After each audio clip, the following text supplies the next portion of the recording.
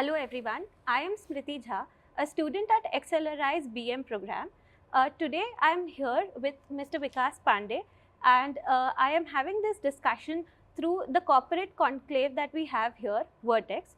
Sir, it is my privilege to introduce you today. A brief introduction. Mr. Vikas Pandey is a leader who combines engineering rigor, operational depth, and top-tier top-tier strategy consulting expertise. A mechanical engineer from BIT Mesra, he began his career at Hero MotoCorp, managing strategic sourcing and supply chain operations. He later transitioned to ZS Associates, where he worked in delivering analytics-led solutions with a focus on healthcare sector. Mr. Pandey is currently an associate partner at McKinsey & Company, where he advises organizations in solving complex and high-impact strategic challenges.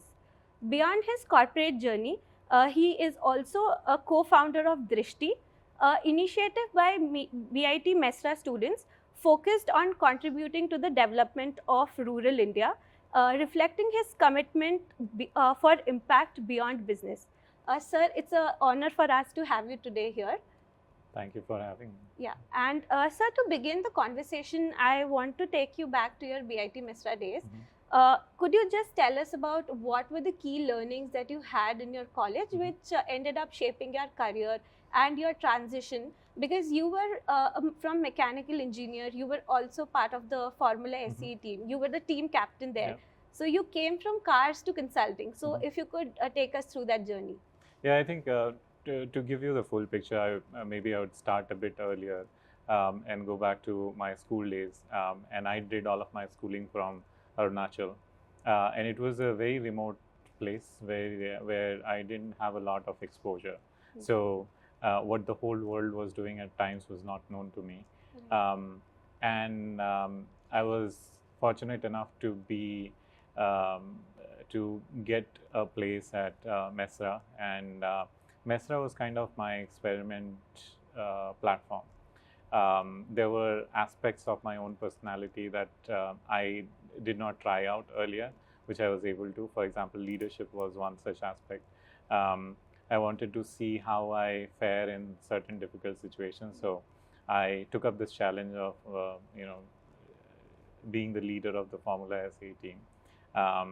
It was, at first it seemed like a humongous task where we had to build a car from scratch, get all of the funds, do all of the manufacturing, everything. Right? But that experience in itself shaped who I am today. It was my first lesson in leadership, I would say.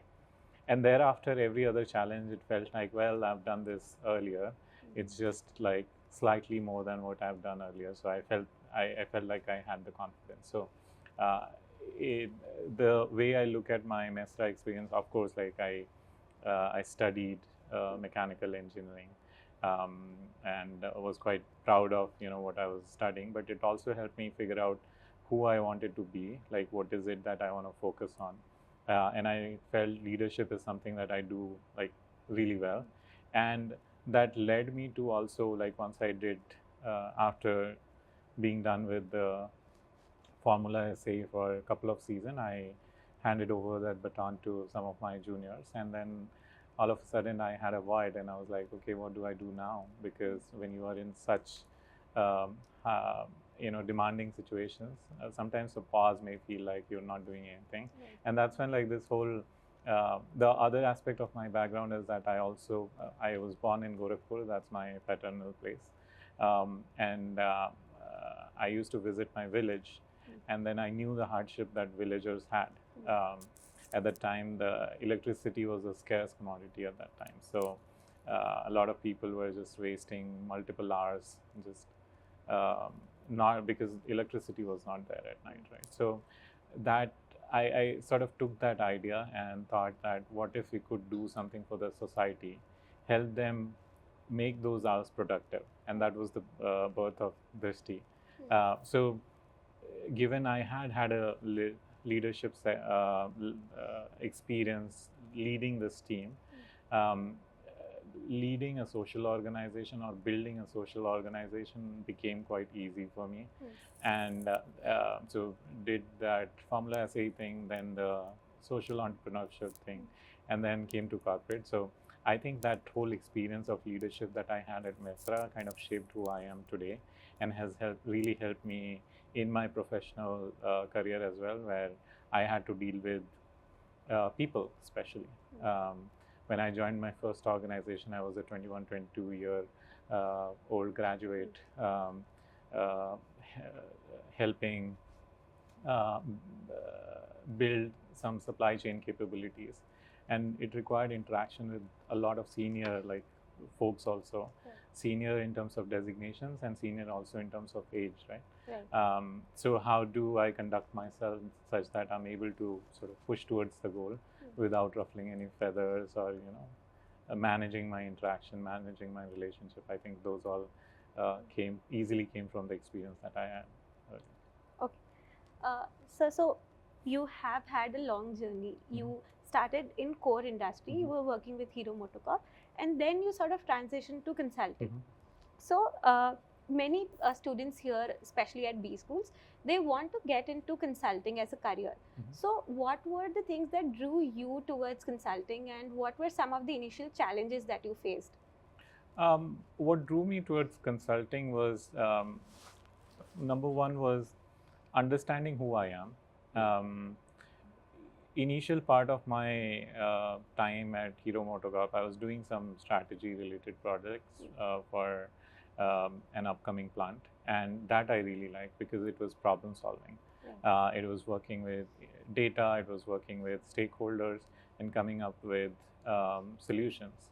But then I was moved over to this new plant, and I had to handle operations, which is where I felt that I may not be as good in operations as I am good at solving problems. So that was one learning that I had.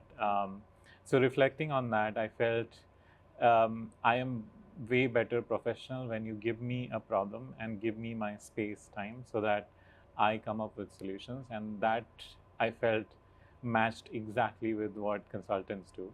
So I looked for opportunities within consulting. ZS came up as an option, and I joined ZS at that time. So that is how I sort of that is how my journey went through. What were the challenges that I faced initially in consulting? I think when you're pivoting from to a new industry, right? There are always newer skill sets that you have to learn. And in consulting, the pace at which you have to learn new skill set is probably a bit higher than other industries. So getting accustomed to that speed is something that sort of felt like a challenge. But I think it's kind of true. If you get to any new industry, anything new that you do, it's going to be a similar challenge. So my recommendation to students would be that just they shouldn't shy away from pivoting, because an MBA graduate would probably have like 2, 3, 4, 5 years of experience, right? And if you're not liking what you're already doing, you should definitely experiment with something that you would want to do, because who knows that profession could become something that you do for rest of your life, right? So in my case, the almost like nearly 2 years that I spent doing supply chain, it helped me in a lot of situations. But if you feel that consulting was a pivot, it was just like 2 years, and if I think about my entire career, it's going to be like 5-10% of the overall time that I would spend working, right? So it doesn't harm to pivot if you know what you want to do. Okay. So very well said. There are a lot of different opportunities that open up for us at B schools. So that is, experimenting is something that you would recommend.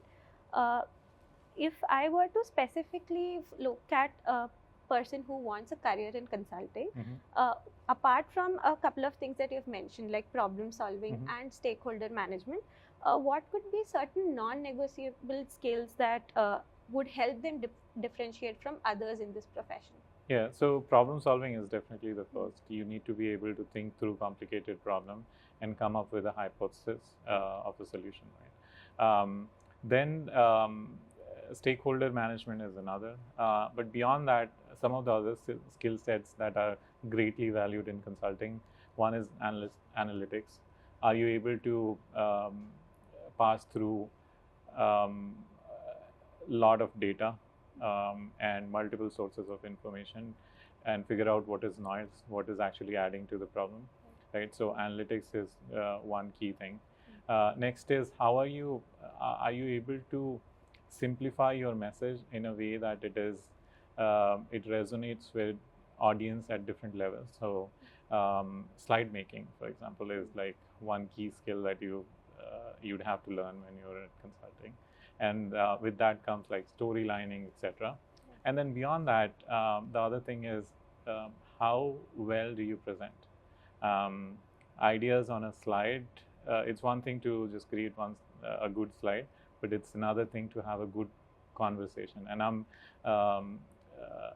consciously avoiding the word presentation because you don't want to give a presentation, you want to have a conversation with clients. So having that pivot of like from presentation to conversation, how good you are in doing that pivot is also something that is greatly valued in consulting. Okay. So just to branch off from the last point that you mentioned, the conversation part.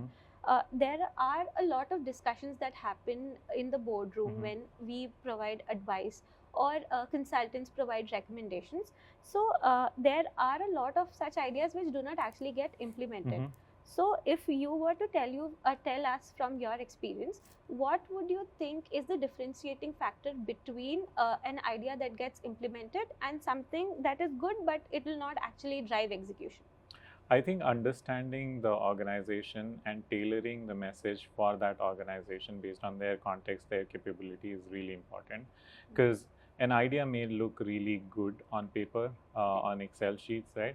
But how do you really drive implementation would depend on the capability of the organization, the culture of the organization, right? And you need to understand how much impact or what kind of impact that has on your recommendation, right? Yeah. So if you are able to tailor your answer to the specific context of the organization, that works in most of the cases. Okay. But if you haven't thought about it, these are ideas that never get implemented. Right.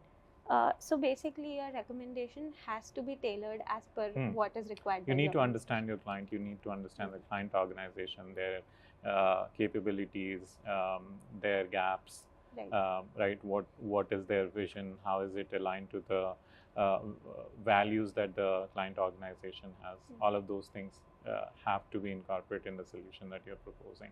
Okay. Sir, also because consulting is providing a recommendation, there would be certain instances where you would have seen something getting accepted, but ultimately the recommendation would have failed in implementation. So from your experience, could you share any idea that was accepted, but then once it was implemented, there were some failures, and what were your learnings from such failures? I think it goes back to the point that I just mentioned.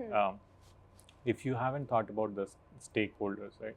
What capabilities they have, what gaps they have, any idea that you propose would not get implemented, right? Because a lot of times, as a consultant, you're not on the driving seat. Right.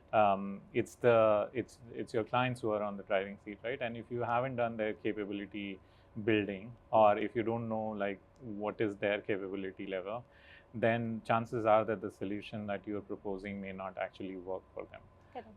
So that is kind of understanding your client and the client organization is kind of a very key element for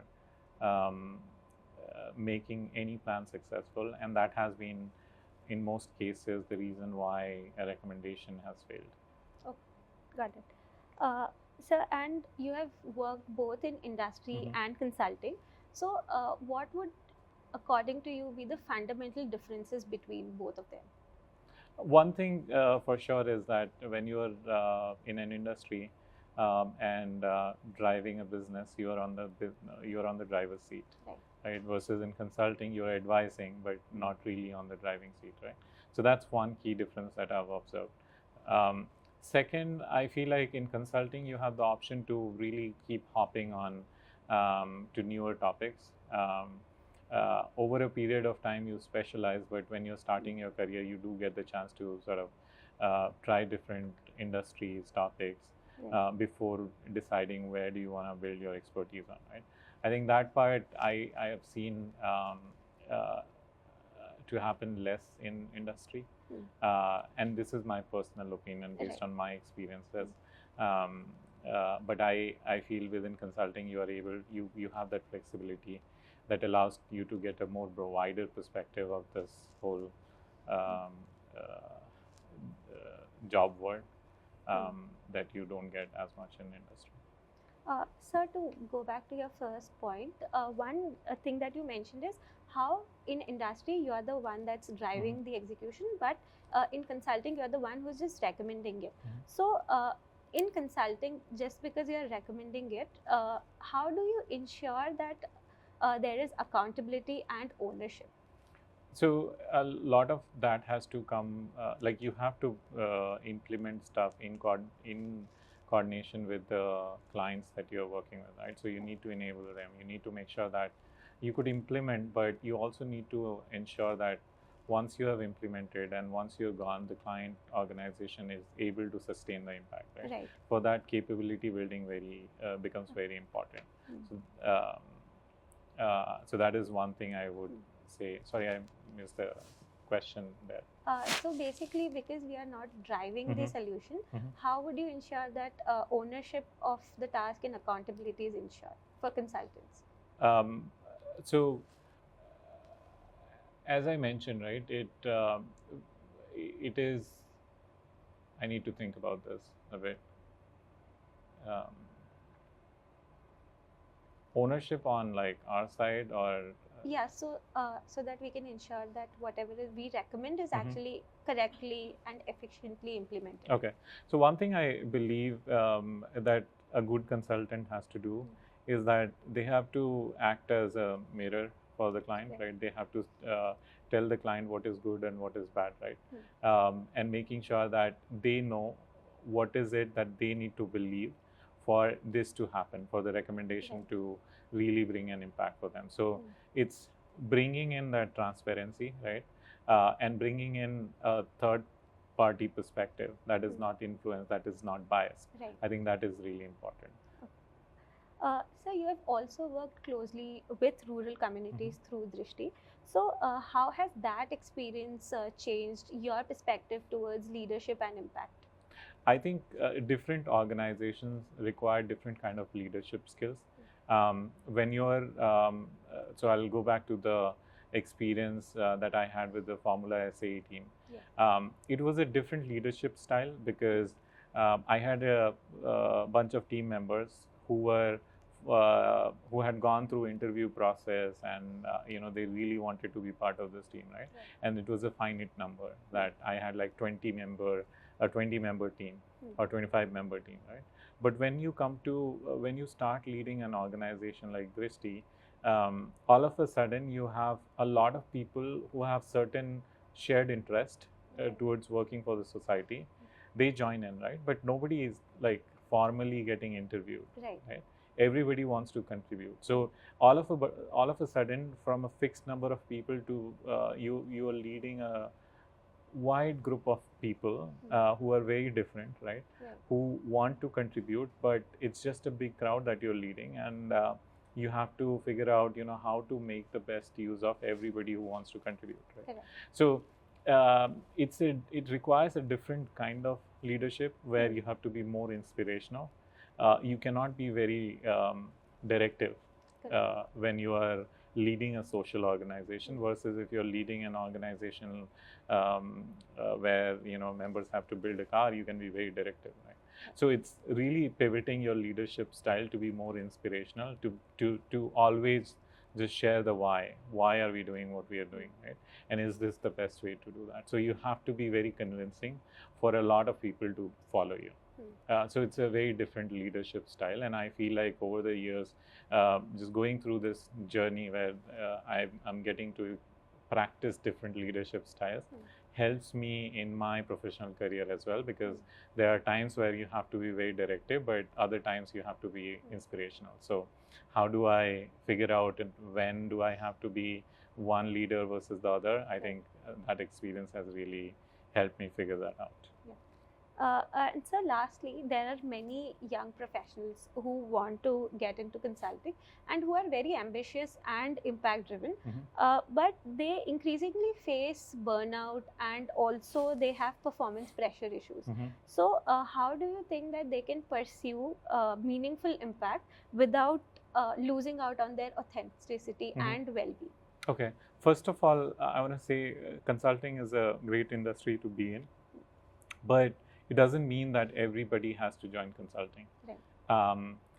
You need to assess what kind of personality type are you, and whether that is a good fit for consulting. What kind of problems, or what is the what kind of problems do you face in consulting, or like you solve in consulting, and whether the setup that you get is that something that you like, right? So reach out to seniors or industry professionals to have a better understanding of this whole consulting world. That's one, right? Because there are a lot of people doing amazing stuff in the world that are not consultants. Okay, so that's one disclaimer that I want to put, right? If still your answer is yes, that you want to join consulting, right? Consulting is a fast-paced environment, which may feel like riding a Ferrari on a racetrack at times, right? But how you make it sustainable is by developing expertise. So you figure out what skills are needed, right? We talked about some of the skills that are needed, right? So you work on those skills such that the time it takes for you to go from A to B is much shorter than what it would take you without those skills, right? That's one. Second, develop industry experience. That helps a lot.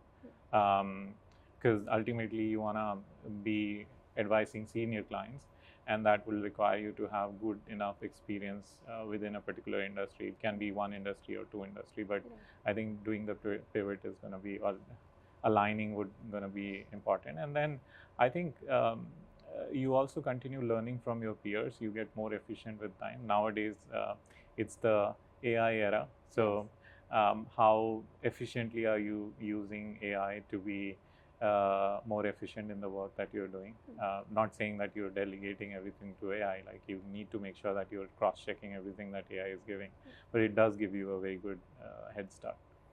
So being efficient, identifying ways to be efficient is going to be another advice that I would give.